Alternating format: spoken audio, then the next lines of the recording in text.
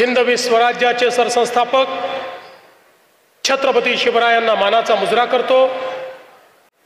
भारतीय राज्यघटनेचे शिल्पकार भारतरत्न डॉक्टर बाबासाहेब आंबेडकर यांना मानवंदना अर्पित करतो, ज्यांनी जल, जमीन आणि जंगल याच्या लढ्याचा क्रांतिकारी मंत्र आपल्याला दिला।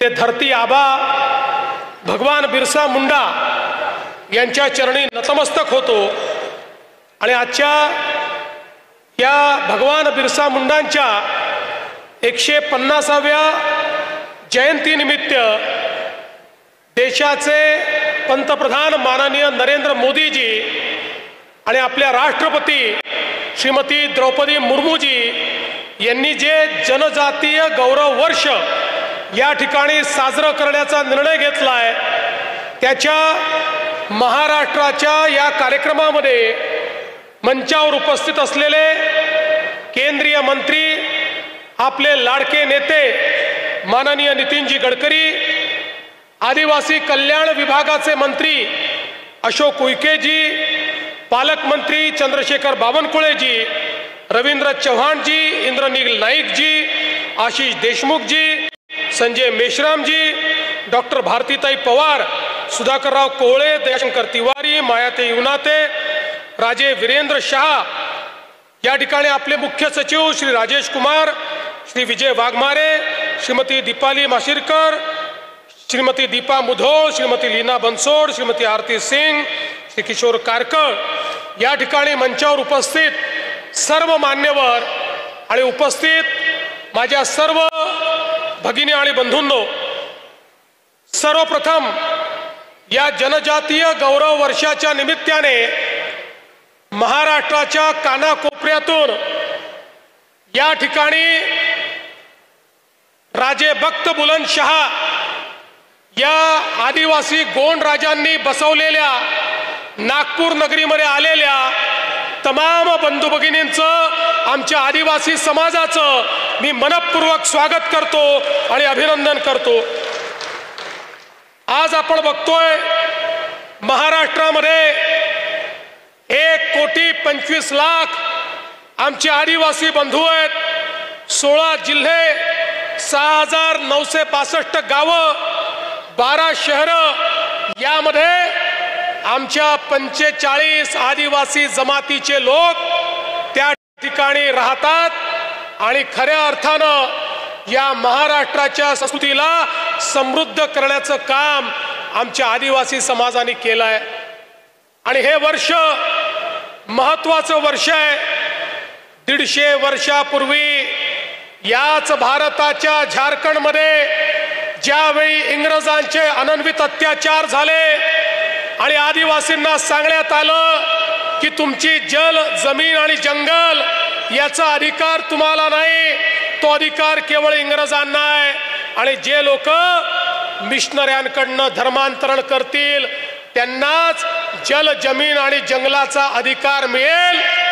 त्यावेळी एक तरुण, अतिशय कोवळ्या वयाचा तरुण हा उठला आणि त्यांनी सांगितलं, या ठिकाणी ही जमीन आमची आहे, ही आदिवासींची आहे, ही मुंडांची जमीन आहे, ही जमीन, जंगल आणि या ठिकाणी हे जे पाणी आहे याच्यावर आमचा हक्क आहे आणि हा हक्क आम्ही कोणाला घेऊ देणार नाही। तो काळ असा होता, सावकारांच्या जोखडाला आमचा आदिवासी समाज बांधलेला होता, अनन्वित अत्याचार होत होते, त्या ठिकाणी खूप मोठ्या प्रमाणात शोषण होत होतं आणि अशा परिस्थितीमध्ये सामान्य आदिवासी तरुणांमध्ये, तरुणींमध्ये त्या ठिकाणी एक ज्वाला पेटवून त्यांच्यामधली विजिगीषू वृत्ती या ठिकाणी तयार करून आणि त्यांच्या माध्यमातून एक मोठी क्रांती भगवान बिरसा मुंडांनी घडवली आणि इंग्रजांच्या विरुद्ध असं बंड पुकारलं। इंग्रजांना असं वाटायचं की एक बिरसा मुंडा आहेत, की शेकडो बिरसा मुंडा आहेत, ते जिथे जातील तिथे बिरसा मुंडा पोचायचे, त्या ठिकाणी त्यांच्यावर हल्ला करायचे, त्यांना नामोहरम करून सोडायचे। शेवटी इंग्रजांनाही वाटायला लागलं बिरसा मुंडा एक व्यक्ती नाही, यांचे अनेक अवतार आपल्याशी लढतायत। अशा प्रकारच्या चपळाईनं त्या ठिकाणी भगवान बिरसा मुंडांनी एक मोठा लढा उभारला आणि आमच्या आदिवासी समाजाला जल, जमीन आणि जंगलाचा अधिकार हा पुन्हा एकदा भगवान बिरसा मुंडांनी मिळवून दिला। आणि त्यानंतर एक मोठी त्या ठिकाणी क्रांती घडली आणि सगळ्या समाजाला एकत्रित करून त्यांच्याकरता एक आज्ञावली तयार केली आणि कशा प्रकारे आपली संस्कृती, आपला धर्म, आपली भाषा आणि आपले विचार टिकवायचे या संदर्भात एक मोठी सेना ही भगवान बिरसा मुंडांनी तयार केली। आणि म्हणूनच ज्यावेळी इंग्रजांनी फितुरीने भगवान बिरसा मुंडांना पकडलं, केवळ 25 वर्षाचं वय होतं भगवान बिरसा मुंडांचं, केवळ 25 वर्षाचं। पण इंग्रजांनी ठरवलं की हे बिरसा मुंडा जर जिवंत राहिले तर या भारतामध्ये आम्हाला कधीच राज्य करता येणार नाही। ज्या प्रकारची क्रांती बिरसा मुंडांनी पेटवली, ही क्रांती अशीच जर वाढत राहिली तर भारत सोडून आम्हाला जावं लागेल। आणि म्हणून 25व्या वर्षी भगवान बिरसा मुंडांना इंग्रजांनी फाशी दिली। भगवान बिरसा मुंडा शहीद झाले, पण त्यांच्या शहीदीतून क्रांतीची अशी ज्वाला पेटली की ज्या ज्वालेने त्या ठिकाणी इंग्रजांना आगीमध्ये होरपळायला लावलं आणि भगवान बिरसा मुंडांची क्रांती ही थांबली नाही, ती सातत्याने चालू राहिली। अशा प्रकारचं एक क्रांतीचं तेजोमय काम हे भगवान बिरसा मुंडांनी केलं। आणि म्हणून आदिवासीची संस्कृती ही संपली असती, ती नामशेष झाली असती, पण या संपूर्ण संथालमध्ये, या संपूर्ण बिहारमध्ये, ओरिसामध्ये, या संपूर्ण झारखंडमध्ये, मग त्याच्यानंतर आपल्या सगळ्या दंडकारण्यामध्ये ही सगळी संस्कृती टिकवण्याचं काम हे त्या काळामध्ये भगवान बिरसा मुंडांच्या माध्यमातून झालं। आणि म्हणून त्यांना धरती आबा म्हटलं जातं। आणि म्हणून देशाचे प्रधानमंत्री माननीय नरेंद्र मोदीजींनी सांगितलं, या देशामध्ये जनजाती कल्याण दिवस कुठला असला पाहिजे तर जनजातीचे हक्क ज्यांनी वाचवले, जनजातीची संस्कृती ज्यांनी वाचवली, त्या भगवान बिरसा मुंडा यांची जयंती हीच जनजाती विकास दिवस म्हणून या भारतामध्ये आपण सगळे साजरे करू। आणि म्हणून तो दिवस आपण साजरा करतो आणि हे त्यांच्या जयंतीचं वर्ष देखील या ठिकाणी आपण साजरं करतो। आपल्याला कल्पना आहे आज देशामध्ये श्रीमती द्रौपदी मुर्मू यांच्यासारख्या एक आदिवासी समाजातील महिला या देशाचं नेतृत्व करतायत।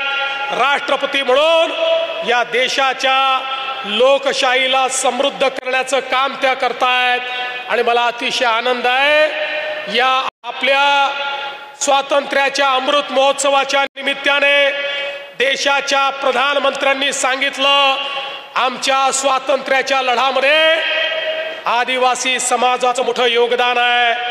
पण हे सगळे आदिवासी नायक, हे आमचे हिरो, यांना जाणीवपूर्वक इतिहासापासून दूर ठेवण्यात आलं। यांचा इतिहास कधीही समाजापर्यंत पोचू दिला नाही। आणि म्हणून मोदीजींनी सांगितलं, देशभरातल्या आदिवासी नायकांना शोधून त्यांच्या इतिहासाची पुस्तकं लिहा, त्यांची स्मारकं तयार करा। आणि मला अतिशय आनंद आहे महाराष्ट्रामध्येही आपण या ठिकाणी आमचे आदिवासी नायक, मग त्या ठिकाणी बाबूरावजी सळमाके असतील, त्या ठिकाणी राघोजी भांगरे असतील, त्या ठिकाणी वेगवेगळे आमचे जे नायक आहेत, या सगळ्या नायकांचा इतिहास हा पुस्तक रूपाने प्रत्येक आमच्या आदिवासी विद्यार्थ्यांपर्यंत पोहोचण्याचं काम हे आपण या ठिकाणी केलं। आणि एवढंच नाही तर वेगवेगळ्या योजनांच्या माध्यमातून आमच्या आदिवासी समाजाला त्या ठिकाणी मोठ्या प्रमाणात आदिवासी समाजाचा विकास झाला पाहिजे हा प्रयत्न आपण सुरू केला। आमच्या आदिवासी आश्रमशाळांचा दर्जा सुधारण्याचं काम आपण केलं। स्वयंसारखी योजना सुरू केली ज्यामध्ये आदिवासी विद्यार्थ्यांना हॉस्टेलमध्ये जर प्रवेश मिळाला नाही तर त्यांना आपण 60,000 रुपये हे बाहेर शिकण्याकरता राहण्याकरता देतो। कुठलाही आदिवासी मुलगा शिक्षणापासून वंचित राहणार नाही। हे काम आपल्या सरकारने या ठिकाणी केलं। नामांकित शाळांची योजना सुरू केली। चांगल्या शाळांमध्ये आदिवासी मुलांना शिकण्याची व्यवस्था आपण केली। राणी दुर्गावती महिला सक्षमीकरण योजनेच्या माध्यमातून 1.5 लाख महिलांना 50,000पासून 7.5 लाख रुपयापर्यंत वेगवेगळ्या प्रकारची मदत ही आपण त्या ठिकाणी केली। आणि सगळ्यात मोठा कार्यक्रम मोदीजींनी जो सुरू केला, धरती आबा योजना, या महाराष्ट्रातल्या 17 मंत्रालयांना एकत्रित करून 25 योजना तयार केल्या। 32 जिल्ह्यातल्या 5,000 गावांमध्ये प्रत्येक आदिवासी पाड्यापर्यंत रस्ता, पाणी, वीज, रोजगार, महिला बालविकासाच्या योजना हे पोचवण्याकरता भारताच्या इतिहासामध्ये पहिल्यांदा माननीय मोदीजींनी 75,000 कोटी रुपये या ठिकाणी दिले आणि 5 वर्षामध्ये संपूर्ण आदिवासी गावांचं चित्र बदललं पाहिजे अशा प्रकारची योजना तयार केली। आज बंधू भगिनींनो, मला अतिशय आनंद आहे की आमचे आदिवासी विकास मंत्री अशोक उईके यांच्या नेतृत्वात आमचा आदिवासी विकास विभाग अतिशय चांगलं काम करतोय। आज आश्रमशाळांचं डिजिटायझेशन झालेलं आहे। सर्व प्रकारचे नवीन यंत्रणा ही आश्रमशाळांमध्ये पोहोचली आहे। नमो आदिवासी स्मार्ट आश्रमशाळा तयार झाल्या आहेत। 37 एकलव्य शाळेतील 583 विद्यार्थ्यांना राष्ट्रीय क्रीडा स्पर्धेमध्ये सहभागी होता आलाय। उच्च शिक्षणाची दारं ही आदिवासी करता खुली करण्यात आलेली आहे आणि जवळपास 490 शासकीय वसतिगृह या ठिकाणी कार्यान्वित करण्यात आलेली आहे। मोठ्या प्रमाणात डीबीटीत वाढ करण्यात आलेली आहे। आर्थिक दुपटीने वाढ करण्यात आलेली आहे। आमचं सरकार हे आदिवासी कल्याणाकरता अनेक योजना या ठिकाणी आखत आहे।